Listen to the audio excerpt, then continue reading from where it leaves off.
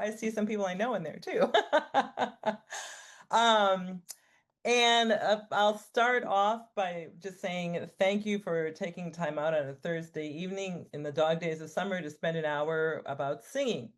And if you don't mind, in the chat, if you could like say how you're affiliated. Are you a choral director? Are you a singer, a solo singer? Like what kind of what is singing for you? And that will help guide me a little bit.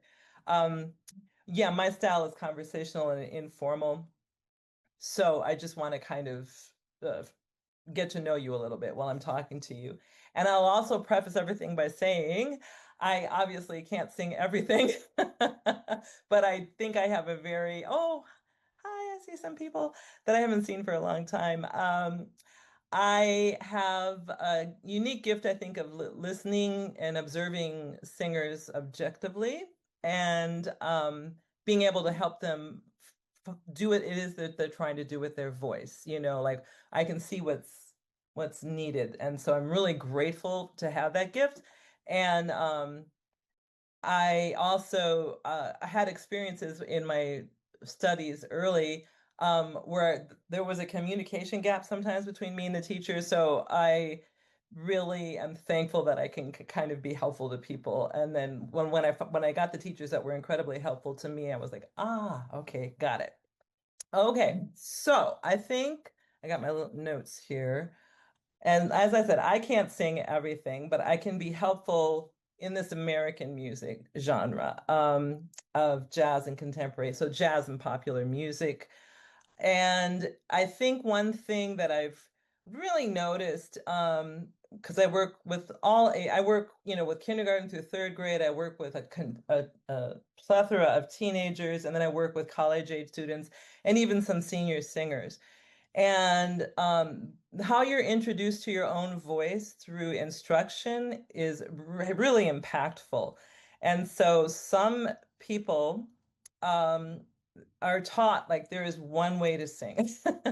And then when they go towards music that doesn't fit into the one way that they learned how to sing, whatever that way may be, they feel really insecure about pursuing, like trying to, you know, have validity in their process. They get very caught up in their heads on the right way and the wrong way and the this and that and the other.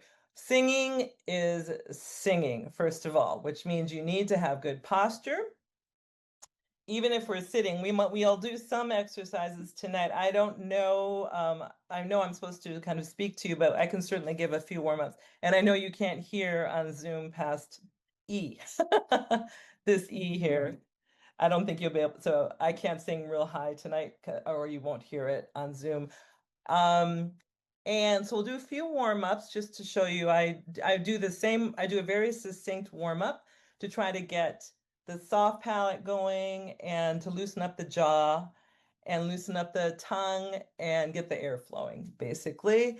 And then we'll kind of go where the conversation goes. I have a lot of examples for you, so we'll see where we go. So why don't we sing a little bit? I don't even know if I can stand up here and you'll be able to see me. I'll try. But everybody, if you want to participate, just stand up tall with your shoulders down, feet shoulder width apart. And we're going to take a big deep breath. And even that can be confusing to singers. Like they'll immediately go, so first the shoulders have to stay down, and singing breath is not the same as athletic breathing, right? Which is more right here. We go all the way down here and we fill up like a balloon. That's how I describe it to the young kids. And any kind of singing that you do, you have to do this. There's not like you can do it another way in, jazz versus opera. So big deep breath. And then I make a sound to get the diaphragm going right away. So let's try that. Big deep breath. And blow it out. Great. And then from high to low on a Z sound, which you might not hear over Zoom, we're going to go Z. Let me give that a try. Good. And then we're going to go the opposite way. Z. And then what we're doing there is connecting the breath to the soft palate on the roof of your mouth. And then we're going to pretend we're doing that and open it up to a ya. But before we do, I want you all to wiggle your jaw. This needs to be loose. This is a very big problem with most singers. So loose jaw. And then on that, we're going to ah. And then we'll go the opposite way. Ya. I'm going to sit down here on the keyboard. And then I'll just do a few warm-ups because we don't have so much time. So this hinge area here is a singer's gift in jazz and contemporary. It gives you a lot of control over your voice versus letting it float around. You're like, "Ooh." I can change the texture without cracking and so forth. If I'm on this hinge area right here, it's like glasses for your voice right here. So that's what the ya sound is for. Ya. Let me hear. Ya. Good. Ya. Ya. And then we're going to buzz again to connect the air to the roof of the mouth. Zzz. Good. Then you do. I can't do everything, but we'll just do a few. Lip trills are good. You probably won't hear that over Zoom. We'll see. So just motorboating from over a fifth. And if you can roll your R's inside, etc. So and then we phonate I do exercises that phonate all of the consonants that actually make sound like v, m, l, m, so that they know that you can ride that sound, which you really need to do in jazz and contemporary music. So this is a New York vocal coach. I don't know him. I just found this video and it was very useful. And let me see, share sound. I have to talk to myself or I'll forget. There we go. So Tylee Ross, and let me blow this up a little bit. So what you're seeing there is an MRI of your head. And this tongue tension, we only see this part of the tongue, but you see how large it is. So if there is tongue tension, you cannot. It messes everything up. It creates jaw tension. And he's going to sing the same phrase in 3 different styles, or 4 maybe. And he'll tell you what everything is. The soft palate's up here. This is the tongue, obviously. These are your lips over here, your articulators. And the space in the mouth is going to change according to which style he's singing in. So pay attention, okay? Here we go. Now, before I go any further, let's try to figure out what it is we're actually seeing here. Let's go back inside and see if we can identify some of the features of the vocal tract. Lips, tongue. This difficult to control piece of anatomy is called the velum or the soft palate, but you can think of it as the nose gate. It opens and closes, controlling the flow of air and sound up into the nasal cavity. In most people, the velum is opening and closing constantly when we speak and sing, and we're barely even aware of it. Down here, we have the larynx, which houses the vocal folds. Now let's see what happens inside the vocal tract when we sing with contrasting singing strategies. I'm going to sing the end of Nessun Dorma, Puccini's great aria. I'm going to sing it in 4 different vocal styles. The first will be in a light mix. The second, in a forward-facing Broadway sound. The third, in a back and down operatic sound. And the fourth, in a style that will make Puccini roll in his grave, in a rock style. When we sing with contrasting singing strategies, I'm going to sing the end of Nessun Dorma. Oh, while we were stopped, I just wanted to say for people who don't know a lot about voice, a light mix is just your chest resonance and your head resonance coming together in a way that works. Puccini's great aria. I'm going to sing it in 4 different vocal styles. Is it moving? The first will be in a light mix. The second, in a forward-facing Broadway sound. The third, in a back and down operatic sound.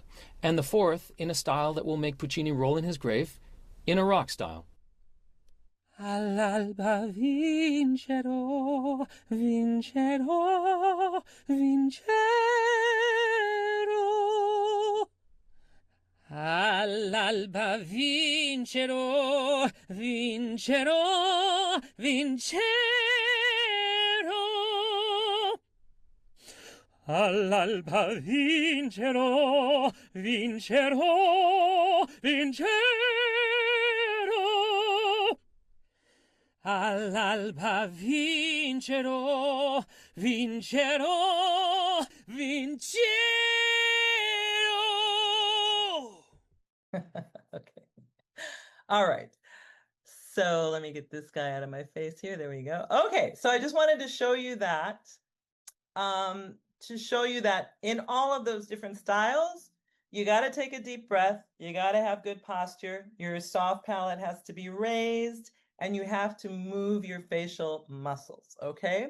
One of the biggest things that I see in people trying to sing jazz and pop music, they don't move their face muscles. It's very minimal. And it seems to be getting more like that over time as we live in this small space of our phones. People aren't filling up the rooms. Everything gets too small. So I'm just showing you this chart here. I give this to most of my students. Can you see that? To show you all this massive amounts of face muscles that we have. These ones here, you don't need to know the scientific name, but you can, the zygomaticus, however you say that. And these here, I just call them mustache muscles, exceedingly important, okay? Like if you're not engaging these muscles, it's like a ballet dancer like putting her arm like that instead of putting her arm out, you know? So it's if you want to sing well and with ease, you have to move these muscles. Unfortunately, most students try to sing with these muscles for some reason, and it really creates a lot of tension. These muscles here around the eyes, massively important. They pull your voice, everything up and forward because we want to be singing in the mask area pretty much through all of these styles with intensity, you know, more so in Broadway and then, but definitely gospel, most popular music and jazz. You have to have this placement and then go in and out of it as is necessary. So I wanted to show you that. All right, and then I'm going to show you a really good singer who does that very obviously. See that? Okay, and so her hand is here. She's checking her resonance and she's putting it behind her back too, because she's a barefoot kind of singer. And then, but just watch her face when she's singing. She's not acting, she's trying to sing well.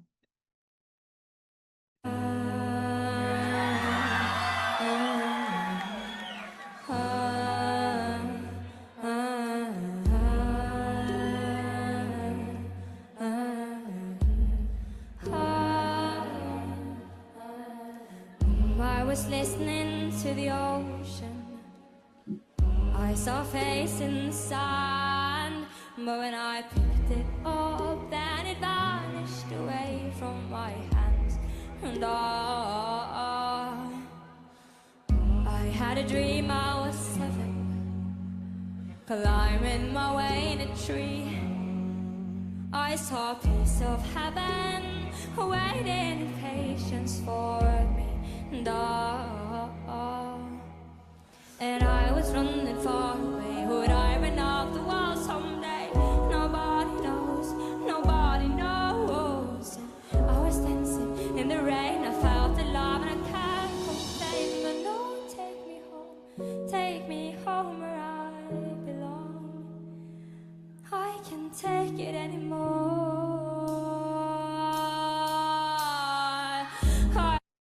There's a lot in there, but I want to show you some other things too.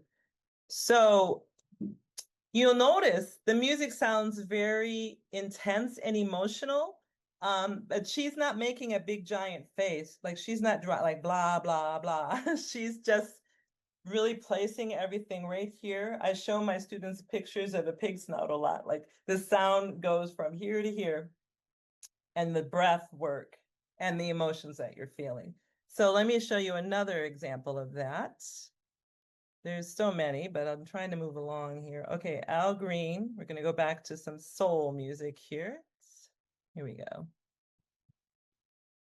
To all of us and to all of you, to rock steady, the fabulous Aretha Franklin. Oh no, not Aretha. Sorry, I got a different.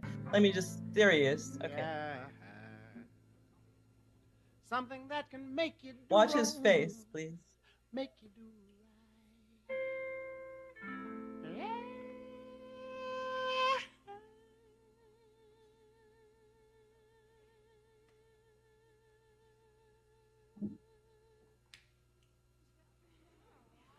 Lord,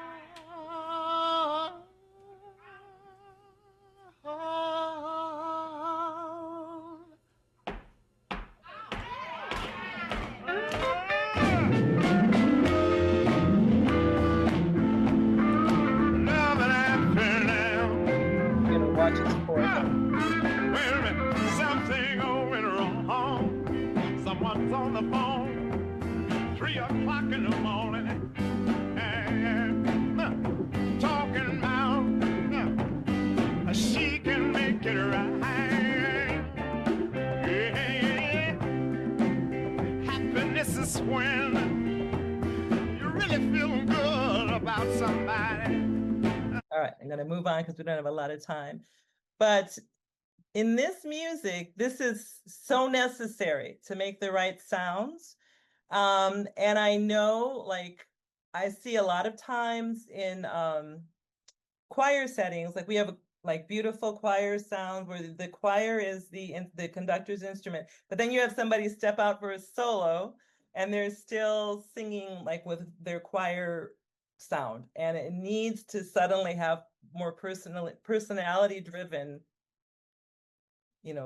individualism. And the way, and you literally, I'll show you a picture, your skull, your every shape is like a thumbprint on the music. So it's like I think, and it is, singing is it's a lot, like you can sing by number, paint by numbers if you want to, but if you just give the students permission to play and make sure they're on their breath and stretching all these face muscles, right?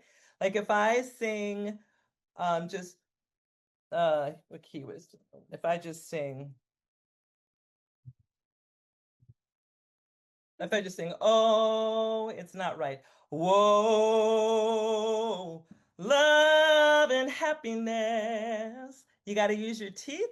You got to, and the air, I'm still on the roof of my mouth, and I'm not pushing my voice. I'm just letting it go where it needs to go for the music. Another way to look at this, let me show you the people's heads. Okay. So I got a bunch of headshots of singers here. Let me show it to you. This one, okay. And you can see, look, so Dolly Parton and Ella Fitzgerald have a very similar head shape. I never noticed that before. But they actually, if you listen to their voices, they kind of sing in a similar space, kind of square and open cheeks here, pointy. Whoopsie, this is acting up. Very pointy chin here, very big cheeks, lots of vertical space for Frank, and he makes beautiful sounds. I don't know if you can see, is everything showing? Oh, John Legend. I'll just show you something. This is a small head here, small and square, but it really affects how you sound. So this is another thing that confuses young singers, any singers, when they're trying to mimic sounds. Your head is shaped differently. You have to come to them differently. Freddie Mercury from Queen, he actually had a condition where he had 4 extra teeth in his upper jaw. And so he didn't want them taken out because he knew it would change how he sounded, because teeth are very important in singing, as we'll try to talk about quickly too. This is a toothy guy here too, Steven Tyler. Whitney Houston had a very, like from the, her face to the end of her nose was really small. So if you want to try to sound like Whitney Houston, I have my students push their nose down and try to sing, and they suddenly find the sound pops right here. An early picture of Michael Jackson. He also had a like kind of like Ed Sheeran here. He had a shorter space, so the sound pressed up more. Billie Eilish, this I just want to say about her, when she was super popular, the students try to sing too quietly, right? Because they're like, oh, she sings so quietly. Billie Eilish has a huge voice. It's like massively loud. If you listen to her speaking voice, it's crazy loud. This is her style. She's just very technical. So she fills up with air like an opera singer. She places everything where it needs to be, and then she has the luxury of playing with her voice to just make enough sound, just find where it is you can be to make enough sound. So if you fill up with air, let me see here. So if we're like here, maybe. So if her favorite key to sing is in E minor. So if we get this note, well, I'm going to do a B because of this zoom. So if I take this note and I just go like have my vocal cords open and push out air to find just where the sound is, and know that if I put more air into there, I can make it very loud, but because I'm trying to sound like Billie Eilish, I'm going to fill up like I'm ready to sing really loud and then just put enough sound there, and you'll have enough foundation to sit on. But the students tend to just, they try to whisper, and that's not what she's doing at all. It's very technical. So I just show you these different heads. Barbra Streisand, of course, she had that large nose, but she wouldn't sound like she did without it, that's for sure. This very famous singer here. Eartha Kitt, another small space. I put a few opera singers in here. This is Joan Sutherland, who's a coloratura. Look at her head. That's like an unusual, the vertical space is out of control, you know? It like, no wonder she can sing like that. And then his head, Pavarotti, very round, with a little point here, but like your body makes your sound, and then you just try to develop your instrument to use it within that body. Samara Joy is very influenced by Sarah Vaughan, but her voice is higher, so I don't know. There's just so many things. Janis Joplin, she used a lot of this technique up here, where you squeeze the sound in between your eye socket, like from the top of your eye socket down to your cheekbone down here. And then if you do that, you can scratch a little bit and not hurt yourself as much. But so what I mean is, if you tried that, like if you just make a really long face, let me see. And then close up the space and keep this soft palate up. And then go further and squeeze it in between your eyes.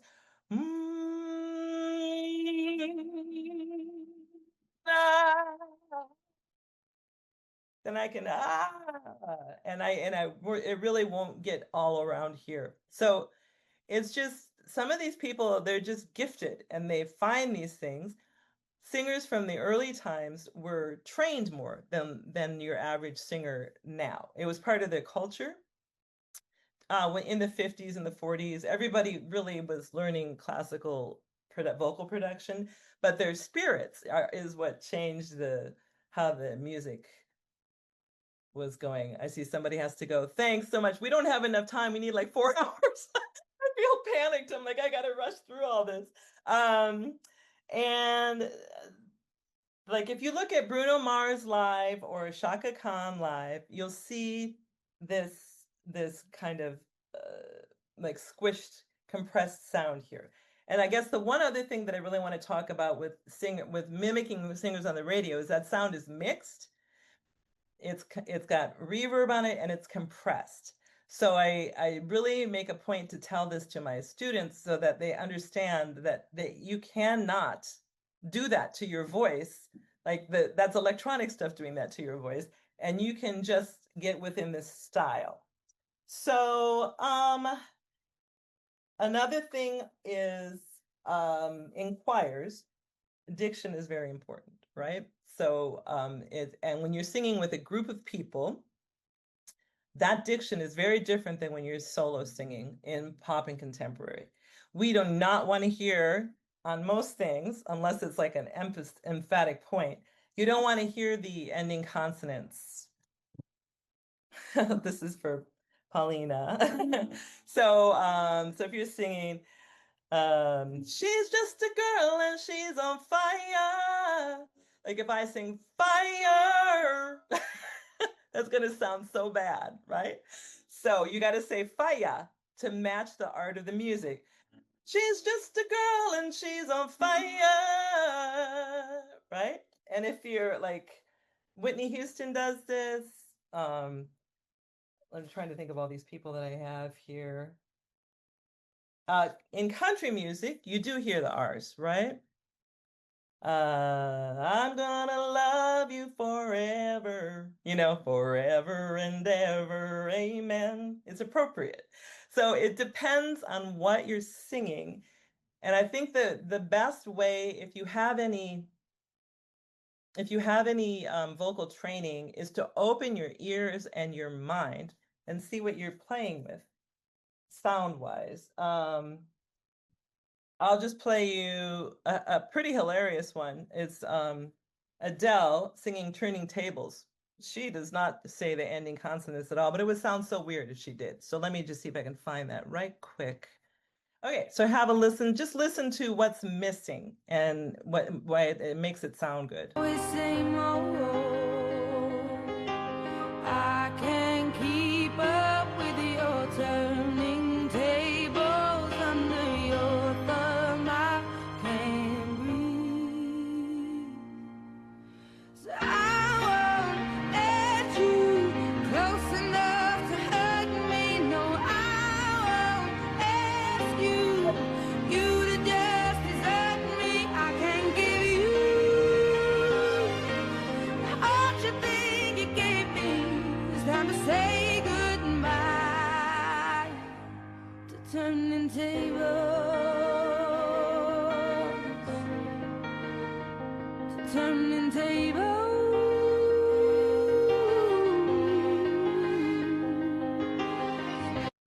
Just turned into an ooh at the end there. So that is appropriate. Uh-oh, where'd you go? I lost everybody. There we are. Okay, that's appropriate for this kind of music. It would not be appropriate. Turning tables, that would just sound so bad. And also, another thing that happens is people who are highly trained, like if you tried to sing, like, let's see, how would Ocean Eyes sound, if you try to sing it like, I've been standing, it sounds so bad. You gotta, you've got to listen to what it is you're doing and try to mimic it. Just like musicians transcribe like a Ray Brown bass line or something like that. Also with Bossa Nova, I think that'll be the last thing I play today here because we're running out of time. Let's see, Bossa Nova. Okay, so with Bossa Nova, the hardest thing is to get people to stop singing with vibrato. I hope you can you hear this? Let's see. We'll just let her sing for a minute.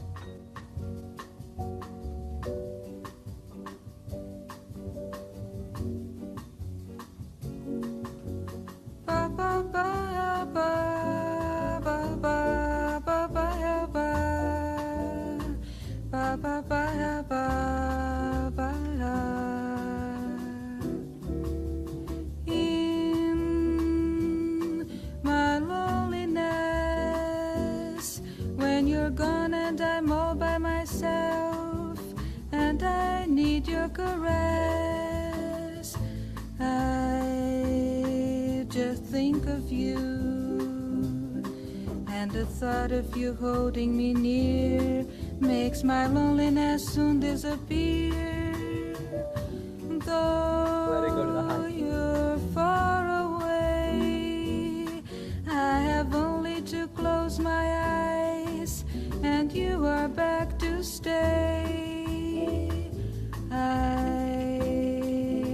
think of you,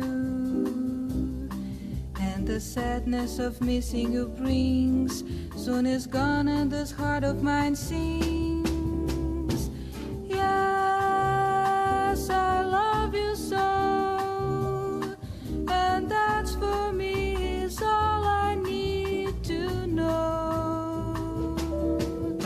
I will wait for you till the sun falls from out of the sky. For what else can I do? I will wait for you, meditating how sweet life will be when you come back to me. There. So that is so hard to do. I tell you, most students, when I'm trying to have them sing bossa nova, they just cannot help but vibrate all the way through, and it just kills everything. It kills the mood of the music, but it's very hard to sing straight tone and not go flat through a whole section like that. And you also know she's filling up, she's on the roof of her mouth, all her energy is up here, and she's not moving the bottom part of her face at all. There's no tension in her face at all, and this is essential. I think the last thing I'll say before we start having questions is another thing when singers are trying to sing like Adele songs or Olivia Rodrigo songs, artists like that, Lady Gaga, their energy is very animated and intense, and the students translate that as that they have to sing loud. And most of those Lady Gaga is a roarer, but she's really not, she's really placing her voice. She's really, the sound is just coming from her air. And that is one of the hardest things. Like Olivia Rodrigo, I have so many videos of her singing her vampire songs. Like the loudest parts of that song are not loud, but everybody tries to scream them at me, and because the emotional intensity is so strong and the focus of the voice is so clear. And that is, again, a combination of that movement, like that space up here that we were talking about, those facial muscles, breath, teeth, right? Let's see. I'm forgetting how that part goes. Vampire. Let's see. Let's see. I should play it for you, but when she's up there,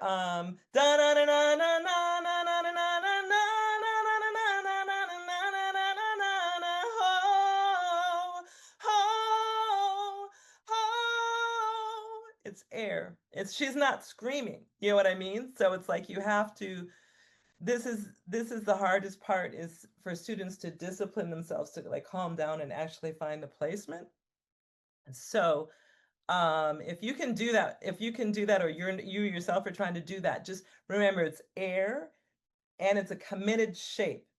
The students also tend to sing like they're reading, and this makes it impossible to sing with commitment to the shapes. So, because if you're like, oh, you have to like, oh, and then close it. And like, it makes it like 5 times harder to sing. So I think if we do this again, we better just pick one genre and let me just go straight into it, because there's way too much information. So I think, should we do questions now? And maybe I can answer some.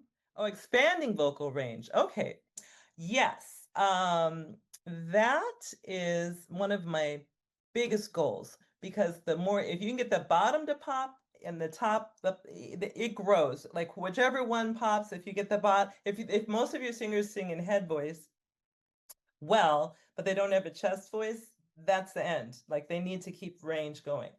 So, let's see. Bass baritone, center and here. Okay. Oh, I see. Okay. So, to expand downward, I use a big long face. So most people can go comfortably to maybe this A if they're female. And if guys, So we need whisper my- notes. my question. Yeah. Because Yeah. it came through in separate messages, and there's other people also typing things. So I'm been singing bass baritone my whole life, of course. Okay.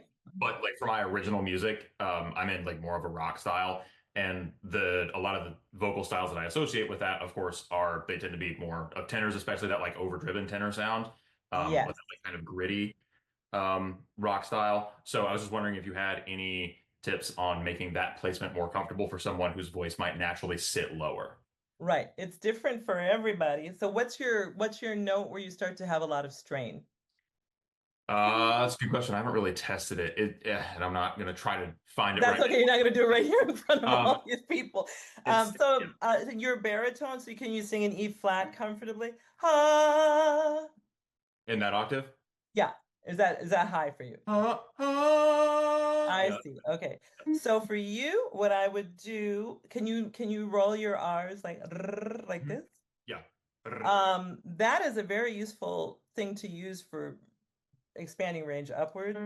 So I don't know if my R's are, let's say, and stay where it's at.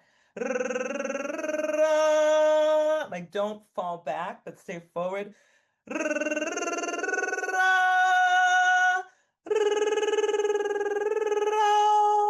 And it'll be weak when you go into the higher place. But if you just stay there where it's weak and then keep revisiting it, I guarantee that helps a ton. Another thing that you can do without hurting your voice, I have my students do this all the time, is close off the sound. I have to do it where it would be a problem, like for me, maybe up here, and just sing wow, wow, wow, wow. If you close off the sound, you won't hurt your voice. And another thing you can do, last one for this question, is blow your cheeks up. And the sound will go where it's supposed to go. It'll fall, maybe the first couple times, but it will stay there eventually. So okay, those I have singing straw that I've been using to kind of do some of those exercises with, like as far as the storing air in your mouth and giving you some of that resistance against your diaphragm. So I guess that's kind of the same principle that you were just talking about. Okay. And then the whole point is to realize it's just air. It's not you pushing your voice. That's the main thing. Thanks, Matt. Thank you. All right, what's another question we have here? Question is how to structure a practice routine. So it's just like exercising, running, or anything. You have to stretch your muscles first. So for me, the buzz is the least dangerous thing to do. And the we did at the begin, you really need to get that diaphragm activated, right? And then just buzz in a comfortable place. This is not Fabian from Poland, is it? I don't know. I just met somebody from there. But anyways, and then you go, no, okay. And then you need to like maybe nya, or a closed L is really helpful before like maybe I'm trying to find a range. It's hard when I can't hear them to help them exactly because of the range. La,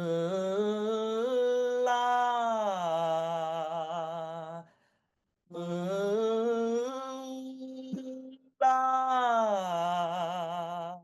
Okay, and then you go where this L puts the sound, not where you want to put it. Okay, then after that, then you got to do the arpeggios are a really great quick warm up. You know, on anything. If you really want to be quick, buzz them. Or, then you can open them. Yeah. But buzzing them gets them on the roof of the mouth and gets the air flowing at the same time. So I don't know. Everybody's different. Oh, one quick audition tip. I've got to make sure I tell you before we go. Press your lips together with your fingers for 20 seconds before you go into your audition. Your diction will be amazing. And all the notes will ride to the edge of the air will ride right to the edge of the lips. So, there's so much to talk about. Okay, are there any more questions here? Oh, Janis Joplin. So I'm very careful about this. Like I've had students who are growlers. I myself am not a growler. So I don't recommend like manufacturing that sound. There is Yolanda Adams had a really good exercise, vocal exercise that you could try that won't hurt your voice. It's the rrr, but you growl like this. And it immediately gives you a growl. But I be careful. Okay.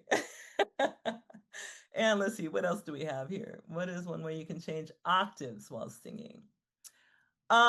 You just have to hear the top note before you sing it. So most people hear in real time, la, la, la, la, but you have to hear la, la, la, la. And it's easier. And like, don't try to sing them. Let it be light on top at first and have an accurate pitch before you try to add any weight to the sound. That helps. This hinge area is essential, and see everything on a straight line. La, la, la, la, la, la. If you don't see it on a straight line, if you see la, la, la, la, you're going to be flat. So, okay, what else we got to hear? Anything? Let's see. An underrated singer with a very unique technique. That's interesting. That's a really interesting question. I have to really think about that for a second. So let me think about that. Of course, I didn't talk about Ariana Grande. I didn't get to talk about all these fabulous singers. Ella. Oh, if you're a scatter, let me just say before we go, the smaller your opening while you're making a lot of fast moves, the better. You want to be up on your nose, really lots of energy up here, and do not have a big mouth. Keep it butted really tiny, bitty, bitty, bitty, bitty, bitty, tiny when you're doing that. Okay. Underrated singer. Jeez.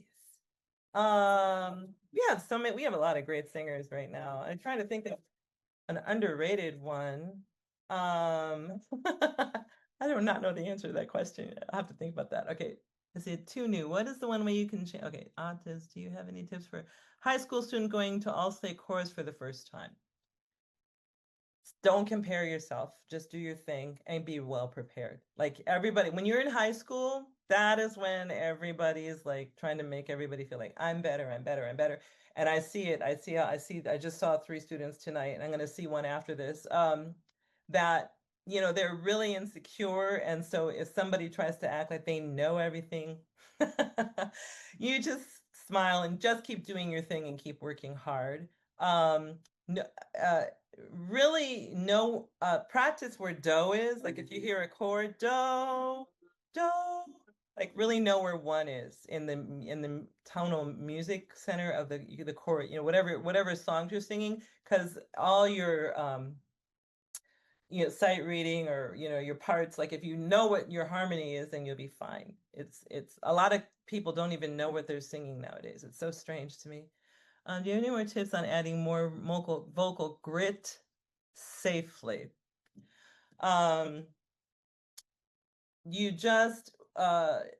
You cannot vocal fry daily, but it is helpful to find where your voice is, but it is a little bit rough on the vocal cords. So that's just making popcorn sounds. And then going to a pitch. So if you're a baritone, you still want to place it here. I actually did this on a machine. And what it does is it sticks your sound to the bone structure. And then if you blow the air through there, you have all that with you, but don't do that daily. It's a little rough on the voice, but you can find these sounds easier. And don't sing. If I can say anything to singers, do not sing with a wide open mouth constantly. Keep a natural like an like this, not when you have placement and you can do like Shaka Khan or something, yeah, then you can do that. But if you don't know where that placement is and you keep singing on an your voice will just get tired and and dry and everything. It's no good. Okay. Are there any questions I missed?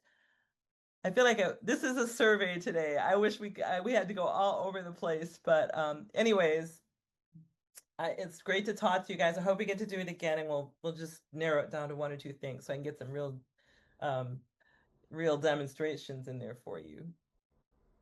Well, thank you so much, Professor Mays. And everyone, thank you again very much for being here this evening for solo singing authentically in different genres. Just now, I am putting Professor Mays' email address for VanderCook, jmays@vandercook.edu. If anyone has a burning question or perhaps would like to set up a lesson or has questions about VanderCook in general, please do feel free to reach out. Professor Mays, thank you so much for truly my pleasure. Thanks for having me. I really pleased. Everybody keep your voices well in this weather as we go into the winter, and I'll hopefully hear from you again. Take care.